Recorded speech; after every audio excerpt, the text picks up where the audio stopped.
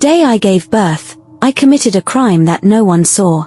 No blood was spilled, no alarm rang, and yet, it was the moment I destroyed my own life with a single whispered instruction. I remember the hospital lights, cold and too bright. I was in pain, exhausted, drenched in sweat, but what kept me awake was fear. Not fear of childbirth. Not even of dying. It was the fear that my child might inherit what had haunted every generation of my family, that cursed illness, osteogenesis imperfecta. Brittle bones. Fragile life. Generational shame. If you're watching this, please subscribe, like and comment your thoughts and where you're watching from. It helps YouTube sees us and it helps the growth of this channel. I had built my life on power and perfection. I was Tasha Bennett, billionaire, CEO of a tech empire, praised by magazines and respected in boardrooms. People saw me as strong, untouchable, in control. But behind the scenes, my family carried a secret, a rare, inherited disease. My mother died from it. My brother couldn't walk by the time he turned 40. There was no cure. It ate your muscles, your strength, your voice. Slowly. Quietly. I swore I'd never let that curse define me. So when the doctor whispered the possibility that my baby girl had inherited it, something in me snapped. I had just given birth. I was exhausted, bleeding, shaking, but I couldn't think about any of that. I was staring at a fragile, tiny life, one I was already afraid of. And in the hospital room next to mine, my best friend Cadence was also giving birth. Same night. Same hospital. Same time. She had no idea what I was going through. She didn't know about the disease. She just smiled at me earlier that day, telling me how amazing it was that we'd raise our daughters together. That's when the idea hit me. It was wild. Wrong. Unthinkable. But I was desperate. I called Dr. Frederick Mordy, our private OB-GYN. He was well paid and never asked too many questions. I told him what I wanted. I wanted him to switch the babies. He looked at me for a long moment. No words. Then I handed him an envelope full of cash. He walked out with my baby. He came back minutes later with Cadence's newborn, wrapped in a blue blanket. I didn't even cry. I just took the child in my arms and smiled. She looked like hope. She looked like freedom. I named her Ziri. The baby I left behind. The one that was truly mine. Her name was Jade. I convinced myself that I had saved us all. Ziri would grow up healthy and strong, and Jade, well, Cadence would love her like her own. It was better this way. So I went home with Jade, thinking she was Cadence's. And Cadence went home with Ziri, the healthy child born from her own body and mine. And I didn't know. Years passed. Ziri grew up in Cadence's home. Loved. Cared for. Happy. And Jade grew up with me. Confused, quiet, and always trying to win my affection. I was never cruel for no reason. At least, that's what I told myself. I disciplined her. I didn't spoil her. I gave her food, a roof, schooling. But I never gave her love. And I didn't know why. Every time I looked at her, something inside me pulled away. She was too quiet. Too clingy. Too sensitive. She'd cry if I raised my voice. She'd flinch if I raised my hand. I didn't understand her. But Ziri, she was the one I felt connected to. Even though she wasn't mine, or so I believed, she felt like the daughter I was meant to have. Every time I saw her at school pickup, I brought gifts. Snacks. Toys. A smile. One day she told me, my mommy said to always take your gifts and say thank you. I laughed. I thought Cadence was just being polite. I didn't know she was watching me, watching how I treated her real daughter like a stranger. Then came the twins' 8th birthday. I bought Ziri a custom-made gold dress with sparkling shoes and a pearl bracelet. For Jade, I picked up something cheap. I didn't even wrap it, just placed it on the table. She didn't complain. That morning, she accidentally spilled wine on the living room rug while helping with the party setup. I snapped. I dragged her by the wrist and slapped her hard across the cheek. You'll still come with me, I hissed. You need to learn not to ruin things. At the party, Ziri ran into my arms. I gave her her gifts. She smiled, spun around, and kissed my cheek. Jade stood by the door, watching, silent. Later, she went upstairs alone. Then we heard the scream. People rushed up. Zuri was on the floor, crying. Jade stood over her, fists clenched, shaking with rage. "She stole my life," she yelled. I ran forward and slapped her across the face again, harder this time. She fell to the ground and hit her head on the edge of the table. Blood. Silence. Gasps. Then Ken, Cadence's husband, stepped forward. "Why do you treat your own daughter like she's nothing?" he said, his voice calm but firm. I turned to him with all the venom I could summon. "Don't tell me how to raise my daughter. I'm training her not to be weak." He moved toward me, fists clenched. But Cadence stopped him. "Let her be," she whispered. And just like always, he obeyed her. I looked at Cadence. She didn't say anything. She just stared. Like she had been waiting for this moment all along. I couldn't sleep that night. Even in the dark, I kept hearing Ken's voice over and over again. "How could you treat your daughter like she's a slave?" It haunted me. How could he say that? What did he mean? I tried to push it away. Maybe he was just angry. Maybe he was just trying to make me feel guilty for slapping a child. But something about the way he looked at me, the way Cadence didn't defend me, didn't speak, didn't deny anything, it kept playing in my mind. 3 days after the party, Jade collapsed on the kitchen floor. At first, I thought she was pretending. She'd been unusually quiet since the fight, limping slightly, eyes distant, like she was somewhere else. I assumed it was another act for sympathy.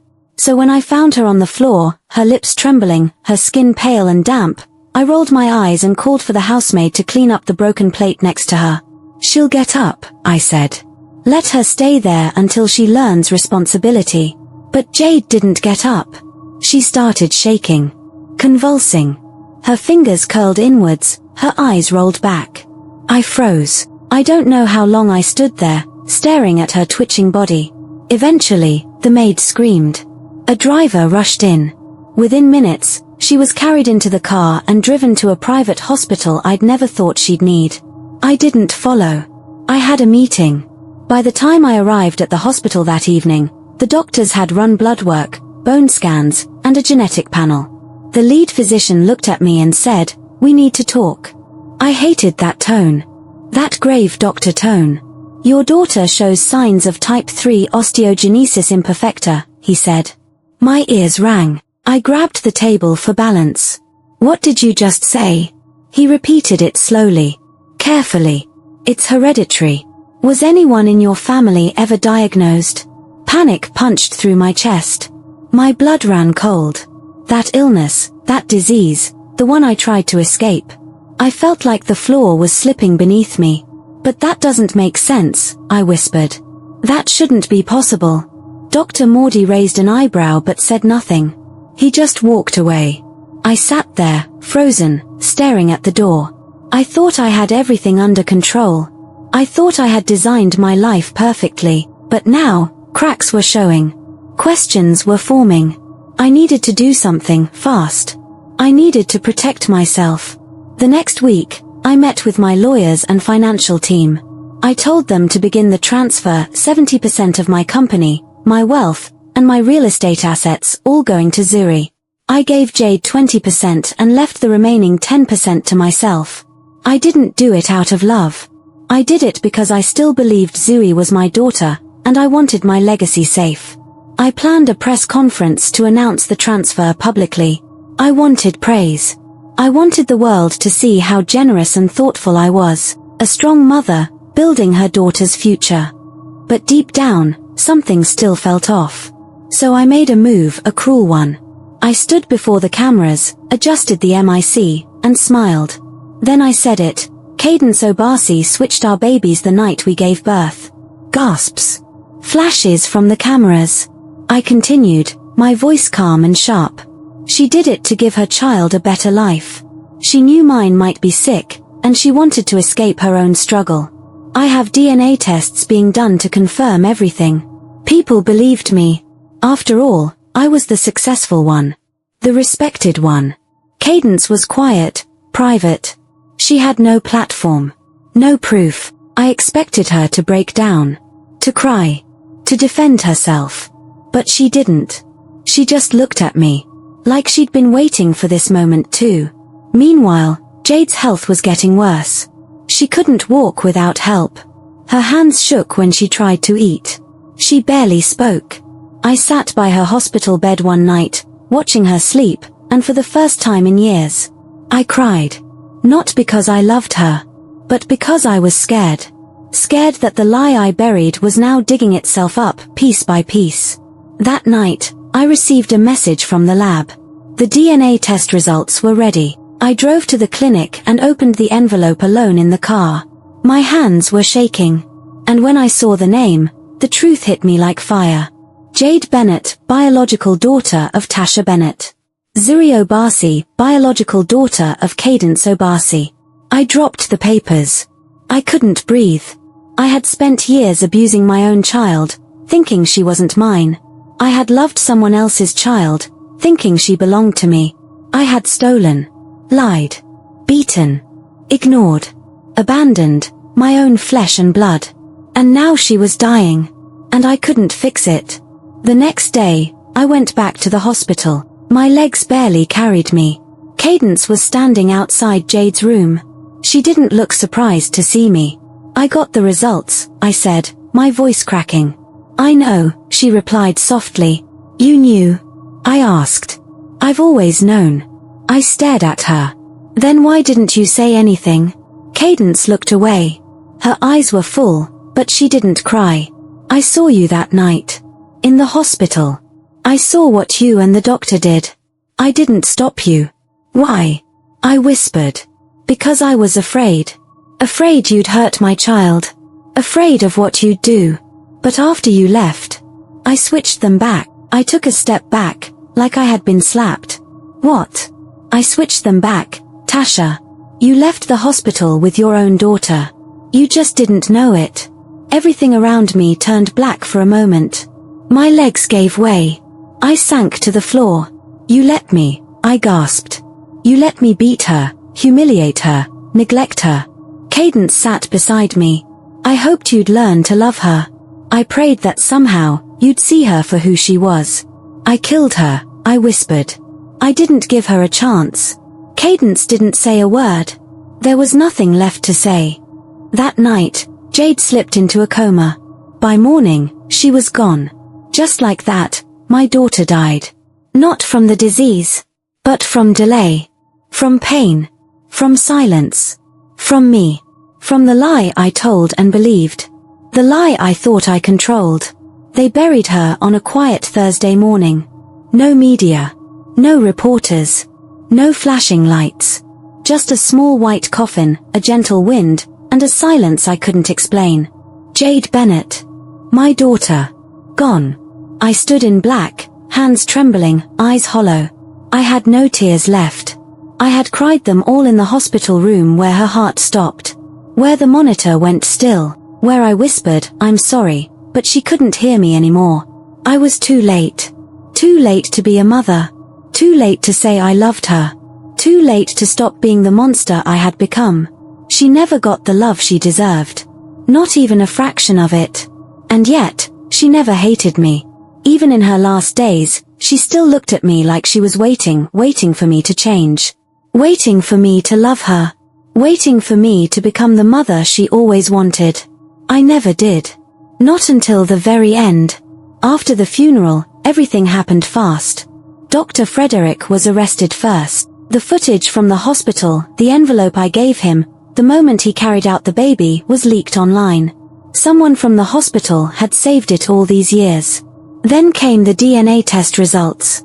Public. Clear. Undeniable. I had switched my baby at birth. I had lied. I had hurt my own child. And then I falsely accused Cadence. Social media tore me apart. How can a mother do this? Jade died because of neglect. Tasha Bennett is a murderer in a suit. I lost everything. My company board voted me out.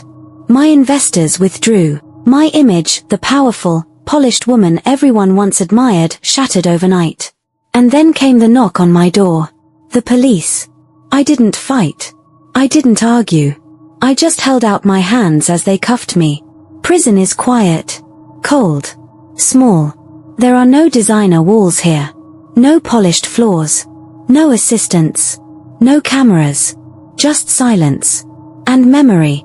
Memory is the worst kind of punishment. It plays in your head like a broken tape. The day I slapped Jade at her birthday party. The time she spilled milk and I locked her in her room. The morning she gave me a handmade card and I tore it without even reading. I remember how she used to flinch when I raised my voice. How she smiled when I gave Zuri gifts even though her heart was breaking. How she once said, "I wish I was Zuri. And now I wish I could trade places with her." But death doesn't make deals. It just takes what it's owed. Zuri doesn't talk to me anymore. Cadence told her the truth after everything came out. She cried for weeks. She told Cadence she felt used. Like a puppet in someone else's drama. She said she hated me. I don't blame her. I made her believe she was special to me, when all she ever was in my eyes was a shield. A way to escape my fear. A cover for my lie. She'll never forget that. Neither will I. I had one visitor before my sentencing. Cadence. She sat across the glass window, her eyes full of something I couldn't name. Was it pity? Pain? Maybe both. I couldn't look her in the eyes. I don't deserve to ask for forgiveness, I said quietly. She didn't reply. I know I've lost everything. But Jade. Jade lost more. Cadence finally spoke. She never hated you, Tasha. That broke me. She thought if she tried hard enough, maybe one day, you'd see her. I covered my face and cried. It was the first time I allowed myself to fall apart in front of someone since all this began. I was always too strong.